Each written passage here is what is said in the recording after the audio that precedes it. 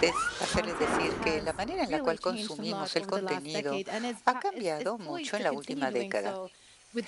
Y sin duda seguirá así con el inicio de la inteligencia artificial. Ahora hablar de la disrupción digital, distribución de contenido y también cómo podemos introducir directrices para seguir viva la innovación, pero al mismo tiempo proteger a los consumidores. Y la palabra de moda es la inteligencia artificial y lo que significa también para la disrupción digital en el contexto de los medios. Podemos comenzar contigo, Dario. Es el presidente de una plataforma que opera las cifras son de 11 millones de hogares. Tú estás en una posición singular de hablar sobre la transformación digital que tu industria ha atestiguado en el curso de la última década. Y sigue adelante. En cuanto a la disrupción, en una era de competencia que se incrementa, ¿qué es lo que haces? No solamente para atraer al público, pero retenerlo. Muchas gracias. Gracias a Bloomberg por brindarme esta oportunidad. Para contestar tus preguntas, tenemos un dilema digital que, en palabras sencillas, nobody has to be left behind.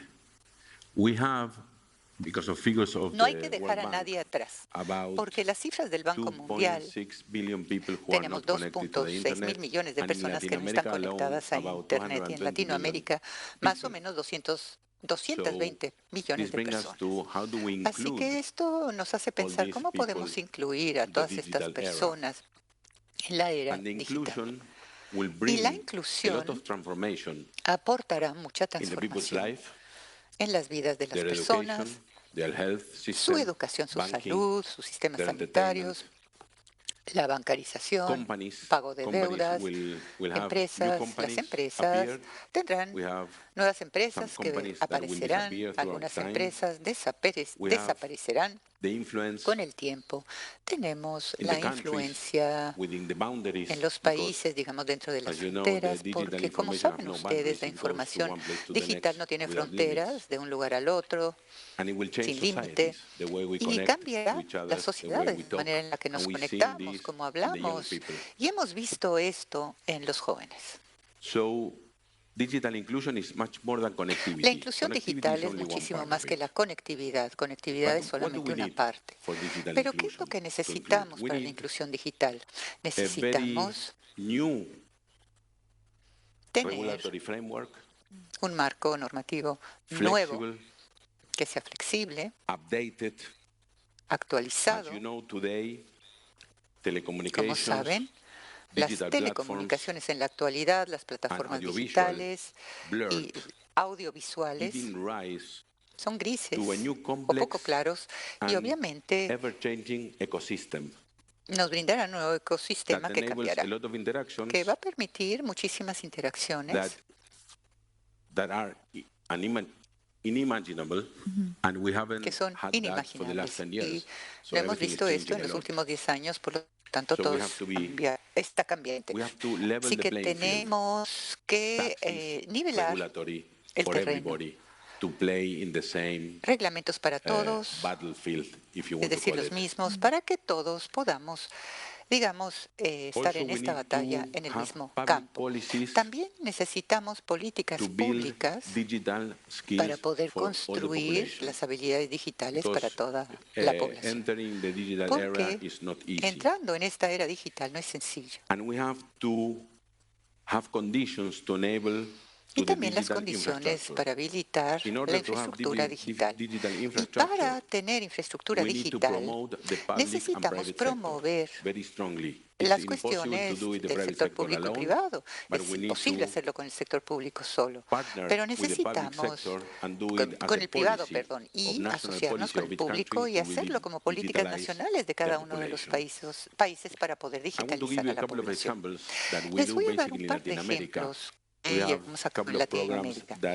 Tenemos un par de programas que yo llamo Escuela Plus, en donde le damos conectividad a través del video a las distintas escuelas.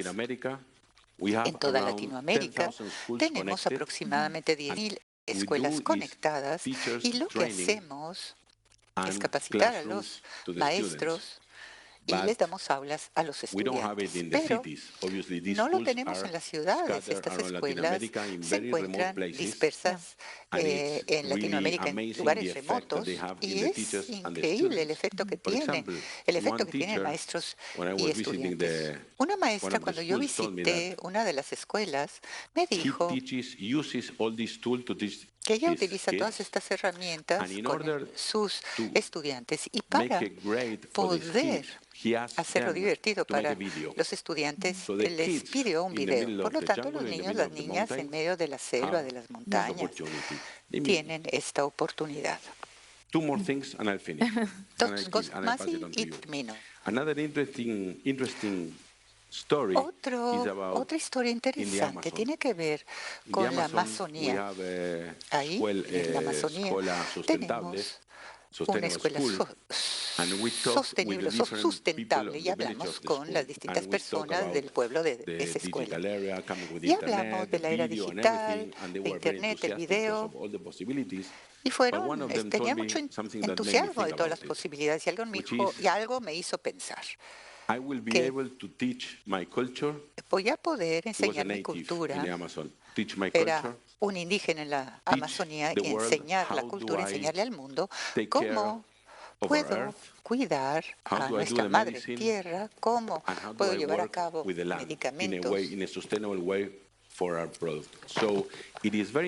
Así que es muy importante no solamente tener conectividad que va hacia abajo, pero también el recopilar las distintas culturas, entender las distintas culturas e iniciativas que tienen las personas en todo el mundo, y aprender los unos de los otros para poder crear un nuevo mundo. Y por último,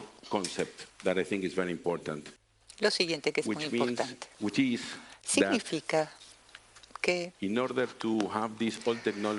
para tener todas estas tecnologías que funcionen y que sean sumamente poderosas, necesitamos el alfabetismo digital. ¿Qué significa esto? Significa que es educar para poder enfrentar,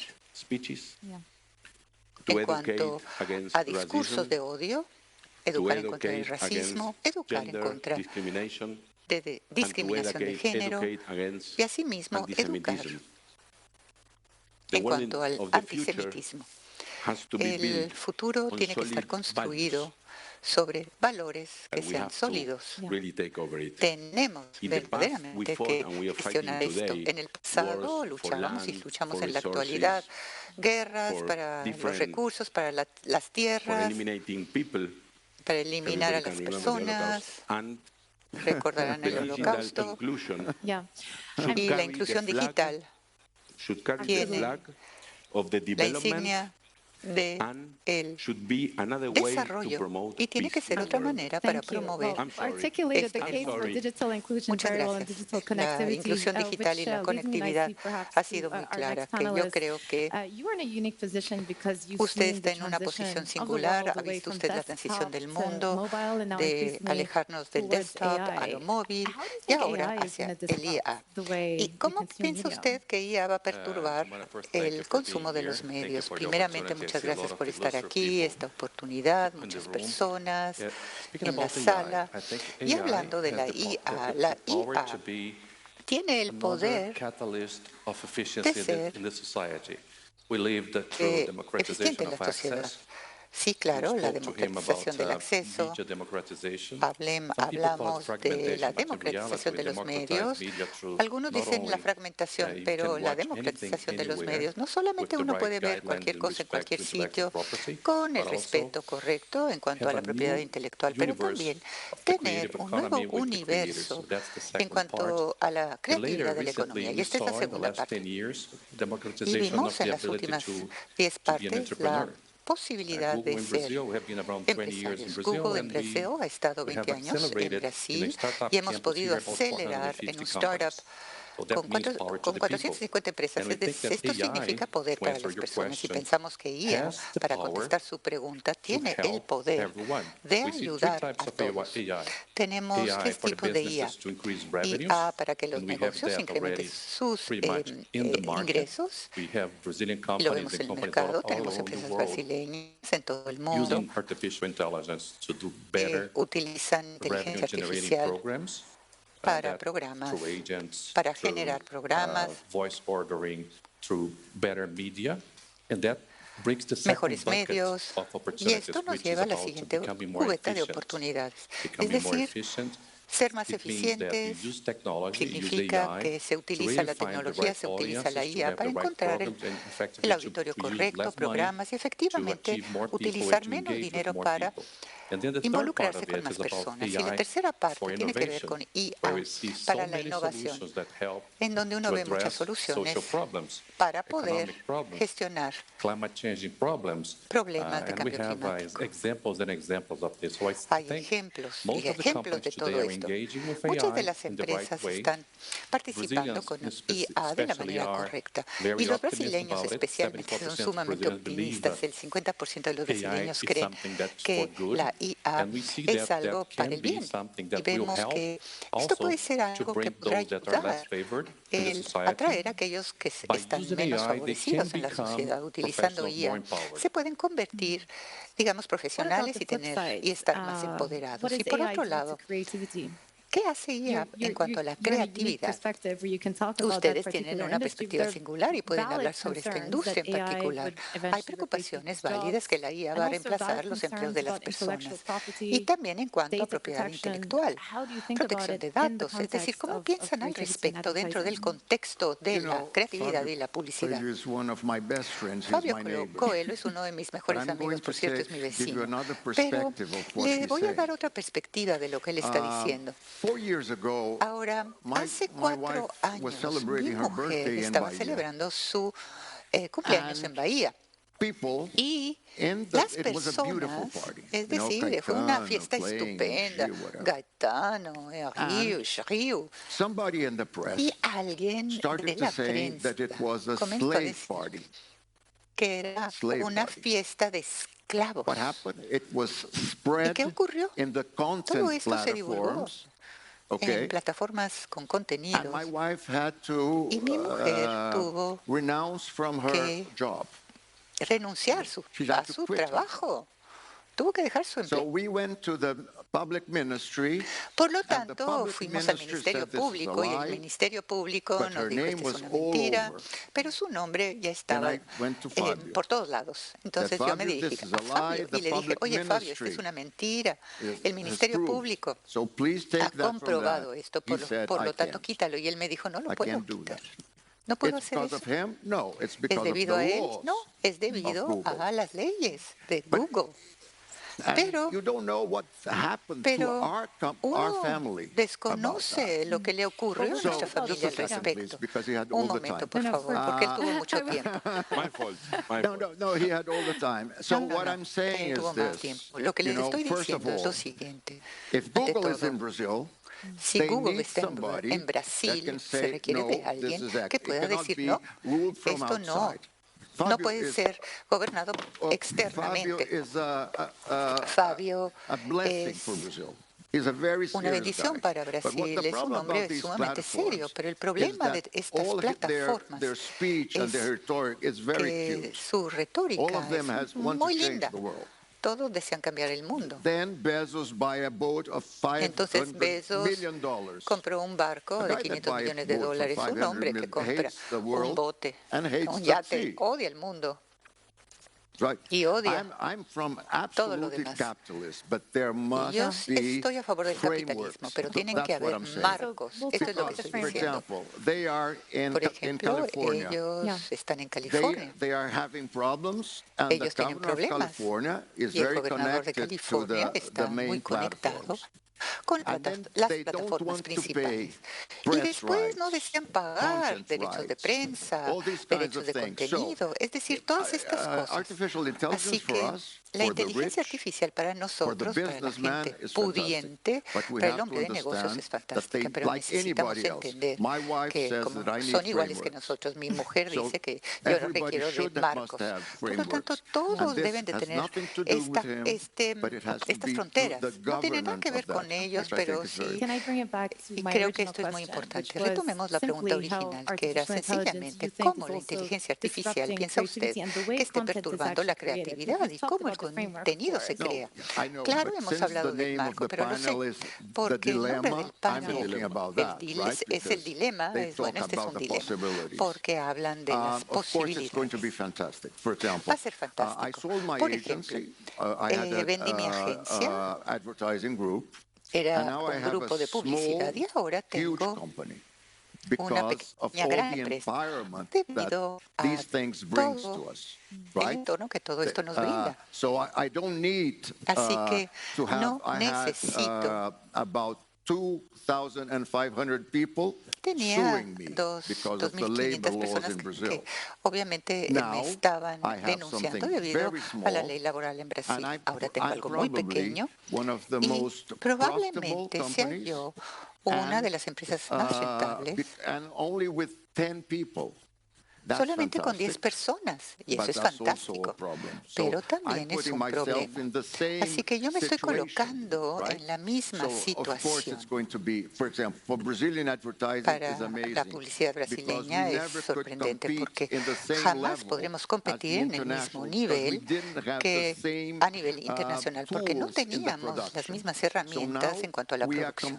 Ahora tenemos nuestra propia creatividad y podemos producir a nivel de estándares globales. Regreso a ti y retomando lo que decían antes en tener el marco correcto y demasiada supervisión de normas puede promover a la industria o sientes tú que los reguladores tienen un panorama holístico de la industria, pero en ciertos casos sí crean excepciones.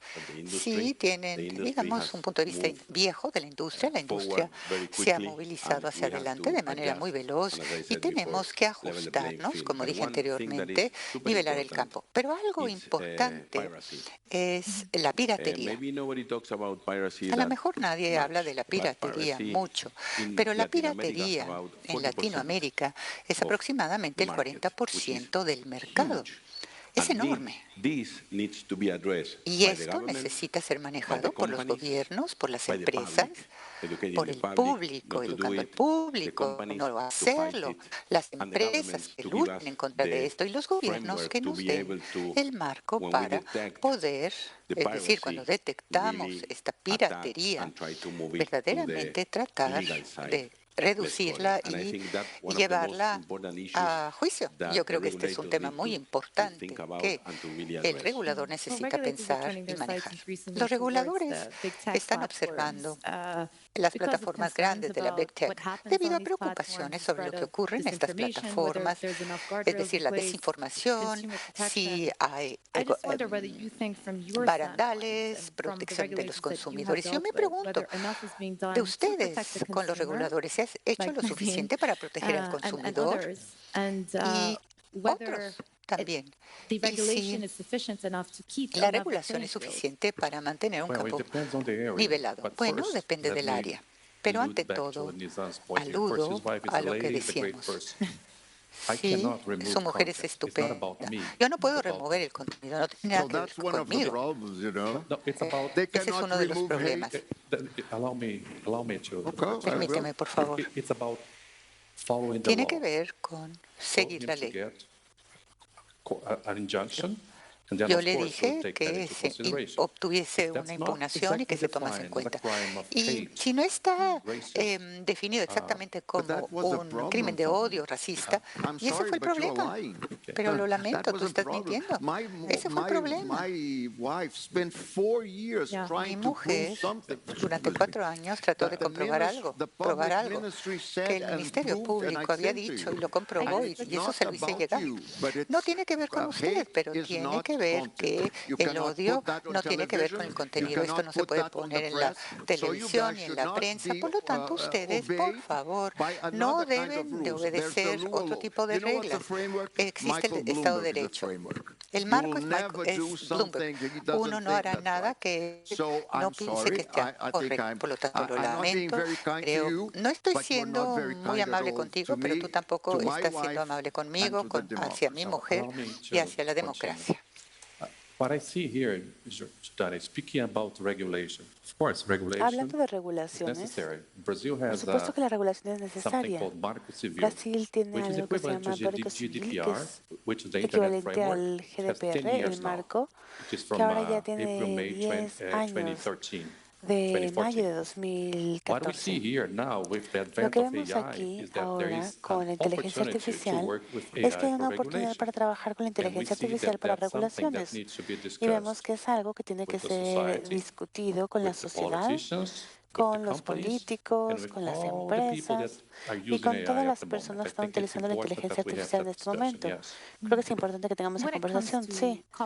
Cuando hablamos del copyright, del plagio, ese es otro aspecto. Hay muchas cuestiones potenciales y, por supuesto, que son los riesgos. Tenemos 185 acuerdos con empresas mediáticas en Brasil para utilizar su contenido. Y este contenido, estos acuerdos, digamos que existen de las empresas mediáticas grandes a las pequeñas. También las empresas que no quieren tener su contenido publicado en Google pueden acceder a una opción para remover ese contenido de Google, de YouTube.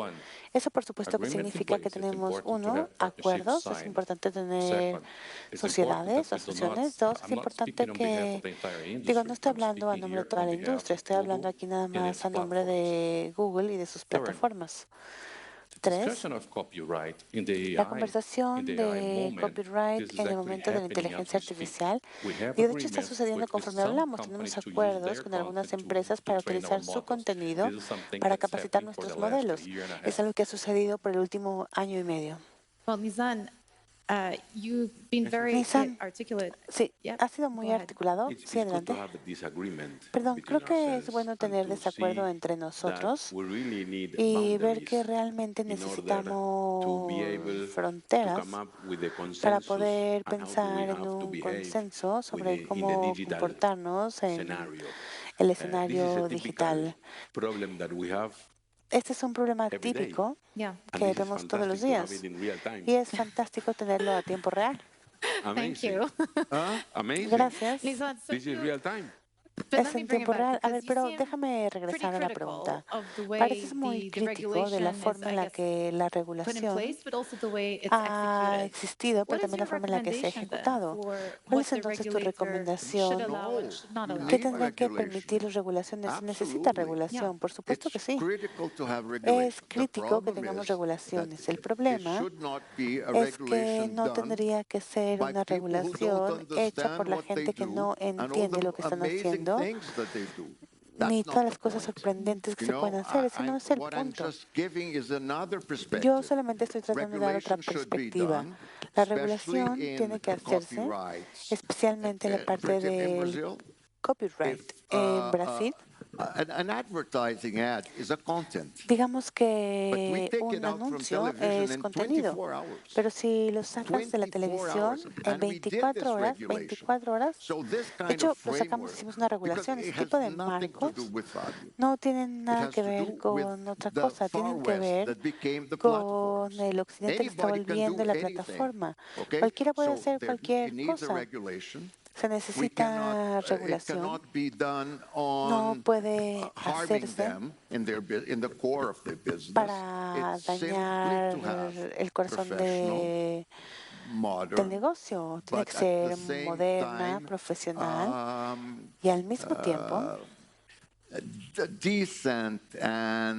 la regulación tiene que ser decente. Yo diría que la palabra es responsable, eso es todo. Porque es un negocio, ¿no? Bueno, esto nos conlleva otra pregunta ética. Aquí en Brasil hubo un episodio con la plataforma de Elon Musk, el tema de la regulación, y se toda una conversación acerca de la censura versus la libertad de expresión. ¿En qué punto se genera una línea? Yo no sé, no sé la verdad. Lo que sí puedo ver es el efecto. No puedo entender claramente y creo que ese es el gran dilema de lo digital. El gran dilema en la democracia. Estamos tratando de gobernar cosas que son más complicadas. El daño es claro, el beneficio es claro, pero el daño colateral que puede ocurrir en esta parte, en este marco, también es visible. Porque el trabajo nunca ha sido tan divisorio, tan desigual. Lo vemos en Estados Unidos. Lo que vemos en Estados Unidos es crucial. La democracia en Estados Unidos, el tema de las elecciones, es una elección global. Es importante para nosotros. Así que no es exactamente una solución. No entiendo bien lo que pasó con Elon Musk. No sé cómo se alteró la discusión, pero creo que es importante que se haya hecho. Creo que es justo, era necesario, pero necesitamos tener algo menos emocional, porque como ven hay muchas emociones involucradas. Ok, trae una pregunta. ¿Qué piensas? Yo siento que igual el tren ya salió de la estación. No importa que hagamos, la disrupción digital está ocurriendo, el mundo se está moviendo hacia la inteligencia artificial. Dada la conversación acalorada que tuvimos, ¿qué pueden hacer los reguladores para permitir la innovación, pero para proteger también a los consumidores? Tenemos que tener conversaciones importantes en cuanto a las empresas, los proveedores, los gobiernos, para entender en dónde está el límite entre la privacidad y la opinión pública. Y este límite aún no está bien definido, pero tenemos que definirlo. Si hablamos de los deportes, por ejemplo, que es aquí el caso que les ocurrió, y no sé, mostramos muchos deportes, tenemos los derechos exclusivos en Latinoamérica. Una gran plataforma, no es Google, no te preocupes. Tenemos un pirata que estaba pasando el juego de la Copa América y lo vieron como 4 millones de personas. Así que llamamos a la plataforma y le dijimos, oye, tenemos a un pirata, dimos la dirección, tienes que actuar, tienes que desconectarlo y no recabar dinero de ello. Y me dijo, nos va a tomar hora y media. Le digo, en hora y media el juego ya terminó. No hay nada entonces que podamos hacer. Así que estas son las cosas que tenemos que trabajar de la mano. El gobierno tiene que trabajar, las empresas tienen que trabajar y entre todos proteger. Y con el tema de la piratería, principalmente, que es uno de los temas principales que tenemos en esta industria. Bueno, para irnos con un comentario más positivo, ahora que mencionas deportes, en el contexto de lo digital, yo sé que tu empresa recientemente adquirió derechos deportivos. Me pareció interesante porque lo que estamos viendo es este alejamiento de lo lineal. Por ejemplo, en el tema de los deportes podemos tener una intersección, especialmente porque es contenido que no es replicable, es en vivo y una vez que ocurre termina. ¿Qué oportunidades vemos ahí en términos del contenido que ofrecemos en la plataforma? Bueno, primero lo dijiste correctamente, adquirimos derechos. Es importante decirlo porque tiene que ver precisamente con el copyright. Estamos súper felices porque hemos podido capturar una oportunidad en el cambio del consumo. Los brasileños están viendo muchas redes sociales, ya sea para el streaming o YouTube, que es on demand. 18.5 YouTube es la plataforma más grande que tenemos en el país. Y estuvimos de acuerdo en conjunto con una empresa de broadcasting para comprar los derechos de los Juegos del Campeonato de Brasil el próximo año. Esto es lo que comenzó hace 5 años, cuando empezamos a rascar la superficie de pasar deportes en YouTube a través de acuerdos. Empezamos con la Copa y luego el Campeonato del Distrito de Sao Paulo. ¿Y por qué lo digo? Porque hoy tenemos 75 millones de brasileños que están viendo televisión conectada, en una televisión. Pero estamos ofreciendo a la gente diferentes opciones para ver el juego. Una opción es en el celular, otra en su computadora y finalmente ahora con la televisión conectada, que es algo importante. Vimos que el modelo está funcionando para la gente de la publicidad, para los usuarios, y que también es una forma en la que podemos financiar el ecosistema de los deportes en Brasil junto con diferentes televisiones nacionales, pero bueno, adquirimos los derechos de algunos juegos y pensamos que va a ser bueno para todos. Entre más opciones ofrezcamos y entre más competencia de derechos, mejor será para todos. Déjame hacer un comentario final, también un comentario positivo. Para estas empresas es importante no solamente respetar el copyright, sino también respetar las leyes y entender las reglas de las plataformas. La respuesta que hemos visto en Google desde hace 14 años es importante. Es un área en la que vemos una oportunidad para todos, para que trabajemos mejor. Es un momento decisivo. Las tecnologías emergentes requieren que la gente hable, que haya un diálogo. Lo que sucedió en esa situación ha sido que no hubo diálogo suficiente y no hubo una respuesta correcta en Brasil. Las empresas no pueden operar en un mercado que no tiene este tipo de puntos profesionales. Pero estamos en medio de un proceso clave, debe ser un proceso en el que la gente se siente alrededor de la mesa, negocie, hable, escuche, se entiendan los unos a los otros, entiendan los límites y las barreras de lo que es posible y que todos juntos lleguemos a una solución que podría ser lo mejor posible. Exactamente por lo que tenemos este diálogo. Muchísimas gracias, caballeros. Gracias.